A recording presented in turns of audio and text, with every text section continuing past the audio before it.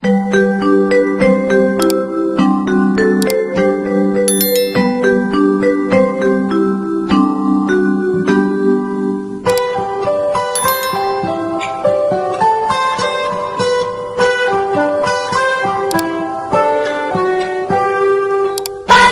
cerahku, matahari bersinar, ku gendong tas merahku di pundak.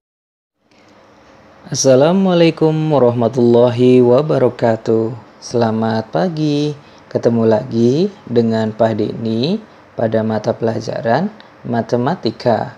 Pada pertemuan pagi hari ini kita masih membahas bab yang pertama ya, yaitu tentang perpangkatan dan bentuk akar. Untuk materi hari ini yaitu operasi bentuk akar. Oke anak-anak, seperti biasa ya, sebelum kita mengawali pembelajaran pada pagi hari ini, langkah baiknya kita berdoa dulu. Semoga apa yang kita pelajari bermanfaat dan semoga kita selalu dalam lindungan Allah Subhanahu wa taala. Berdoa dipersilahkan.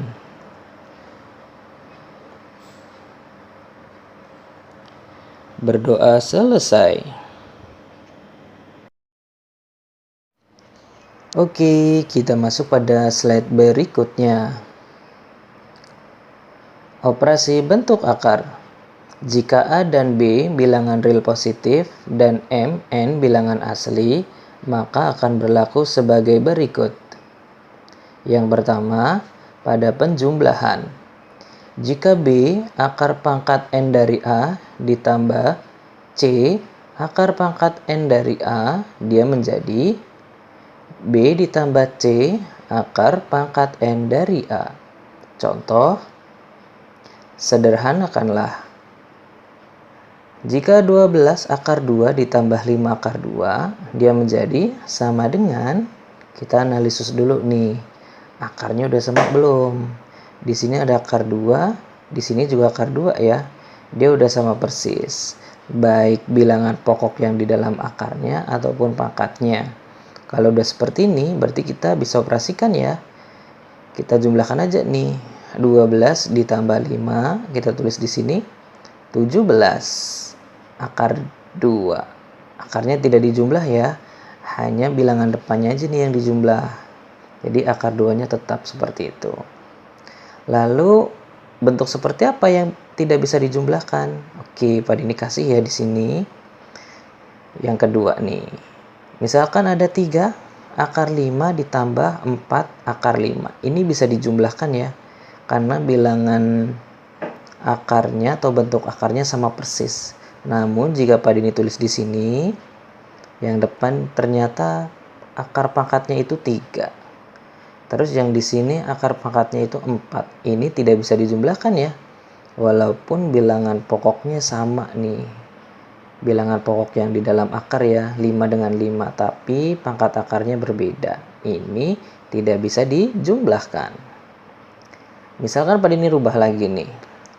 Misalkan pada ini samakan pangkatnya di sini. Yang 3 pada ini samakan menjadi 4. Tapi bilangan pokoknya berbeda. Yang depan ini bilangan pokoknya 6, akar pangkat 4 dari 6, dan yang belakang ini akar pangkat 4 dari 5. Ini juga tidak bisa dijumlahkan. Oke ya, jelas ya. Oke, kita masuk pada pengurangan. Jika B akar pangkat N dari A dikurang C akar pangkat N dari A, maka dia menjadi sama dengan B dikurang C akar pangkat N dari A. Kita masuk pada contoh. Misalkan ada 13 akar pangkat 5 dari 7 dikurang 2 akar pangkat 5 dari 7, maka dia menjadi, kita analisis dulu nih.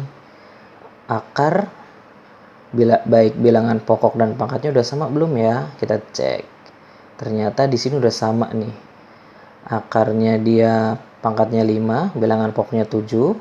Di sini juga sama. Akar pangkat 5, bilangan pokoknya 7 ya. Berarti kita bisa operasikan. Maka 13 dikurang dengan 2 hasilnya 11. Akarnya mengikuti, kita tulis di belakangnya. Itu akar pangkat 5 dari 7. Pada dasarnya, penjumlahan dan pengurangan kriterianya sama ya, di mana syarat penjumlahan dan pengurangan dapat dioperasikan jika bentuk bilangan akar harus sama persis ya, baik bilangan pokok ataupun pangkat akarnya. Oke, gampang ya. Kita masuk pada slide berikutnya. Oke, kita masuk pada operasi bentuk akar yang ketiga ya, yaitu pada perkalian. Perhatikan, jika B pangkat N dari A dikali C pangkat N dari D, maka dia akan menjadi sama dengan, kalau dalam perkalian yang kita perhatikan adalah pangkatnya nih. Pangkatnya dia harus sama persis ya, yaitu di sini nih, di N yang pada dilingkari. Kalau dia pangkatnya udah sama seperti ini, berarti ini tandanya bisa dioperasikan atau bisa dikalikan. Maka dia akan menjadi B dikali C, hasilnya adalah BC. Terus akar pangkat N di sini tulis A dikali D, hasilnya AD. Kita masuk pada contoh. Akar 6 dikali akar 5 sama dengan akar 6 kali 5, 30. Lalu bentuk apa sih yang tidak bisa dikalikan? Nah, kita lihat contoh yang kedua. Misalkan ada 2 akar 7 dikali 3 akar 2. Kalau dia bentuknya seperti ini, bentuk akarnya kita bisa kalikan ya. Tapi jika akar 7-nya ternyata dia adalah pangkatnya 5. Terus yang akar 2-nya di sini pangkatnya 3. Nah, bentuk seperti ini, bentuk akarnya tidak bisa dikalikan ya. Dia tetap terpisah seperti itu. Tapi sekarang Pak Dini rubah nih biar bentuk akarnya bisa dikalikan. Yang pangkat 3-nya Pak Dini rubah menjadi pangkat 5. Nah, kalau udah seperti ini kita bisa operasikan ya. Maka sama dengan 2 kali 3 hasilnya 6. Akar pangkat 5 mengikuti ya dari bentuk soalnya. Tinggal kita kalikan 7 dikali 2 hasilnya 14. Oke, kita masuk sifat yang keempat, yaitu pembagian. Jika B akar pangkat N dari A dibagi C akar pangkat N dari D, maka hasilnya sama dengan B dibagi C dikali akar pangkat N A dibagi D atau A per D. Kita lihat pada contohnya. Jika akar 8 dibagi akar 4. Bentuk akarnya udah sama ya. Ya, kita tinggal hitung aja nih. Sama dengan 8 dibagi 4 atau akar 8 bagi akar 4. Hasilnya adalah akar 2. Contoh yang kedua. Jika 16 akar 8 dibagi 4 akar 2, dia akan menjadi sama dengan 16 bagi 4, hasilnya 4. Akar 8 dibagi akar 2, hasilnya adalah akar berapa nih? 8 bagi 2, 4. Maka dia akan menjadi sama dengan, ternyata kita bisa rubah ya yang akar 4-nya, yaitu sama dengan 4 dikali akar 4 berapa? 2. Maka sama dengan 4 kali 2, 8. Nah, pada perkalian dan pembagian dia juga memiliki syarat ya. Apa syaratnya? Pangkat pada akar harus sama atau hasil akarnya adalah bilangan rasional. Jadi, kalau dia pangkatnya udah sama atau ternyata ada hasil akarnya nih, hasil akarnya adalah bilangan rasional, maka dia bisa dioperasikan perkalian ataupun pembagian. Oke, Pak Denny akan kasih contohnya biar lebih jelas ya. Seperti apa sih bentuk-bentuk dari soal operasi bentuk akar? Kita masuk pada slide berikutnya. Latihan. Tentukan hasil operasi bilangan bentuk akar berikut. Yang pertama, jika ada 7 akar 2 dikurang 5 akar 2 ditambah akar 2, dia akan menjadi sama dengan, kita lihat dulu ya, akarnya udah sama nih, udah sama akar 2 ya, maka ini bisa dioperasikan.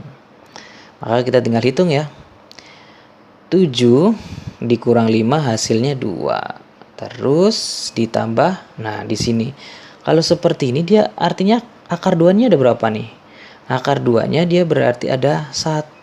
Ya udah, kita tinggal hitung ya, 2 ditambah dengan 1 hasilnya 3. Akarnya mengikuti. Kita tulis saja nih di belakangnya, yaitu akar 2. Jadi hasilnya adalah 3 akar 2. Gampang ya. Kita lihat contoh yang kedua. Akar 16 ditambah akar negatif 27 ditambah 625. Waduh, ini bilangan pokoknya udah beda-beda nih. Tapi kita lihat dulu nih, ternyata ada tambahannya. Akar yang pertama ini ternyata dia pangkatnya 2. Terus yang negatif 27 ini dia pangkatnya 3. Nah, yang di sini pangkatnya 4. Akar pangkatnya berbeda, bilangan pokok yang di dalam akar itu juga berbeda. Berarti ini nggak bisa dioperasikan dong. Nah, enggak. Pada syarat tadi, dalam penjumlahan ataupun pengurangan, selain pangkatnya harus sama, ya, itu juga ada pengecualian jika akar tersebut menghasilkan bilangan rasional, ya. Artinya ada bilangan rasional, misalkan pada ini ambil yang akar 16 ya. Ada bilangan rasional jika dipangkatkan 2 hasilnya adalah 16. Gitu. Berarti kita harus cari nih bilangan rasional yang dipangkatkan 2 hasilnya 16 itu berapa, dipangkatkan 3 hasilnya negatif 27 berapa, dipangkatkan 4 hasilnya 625 itu berapa. Ada enggak?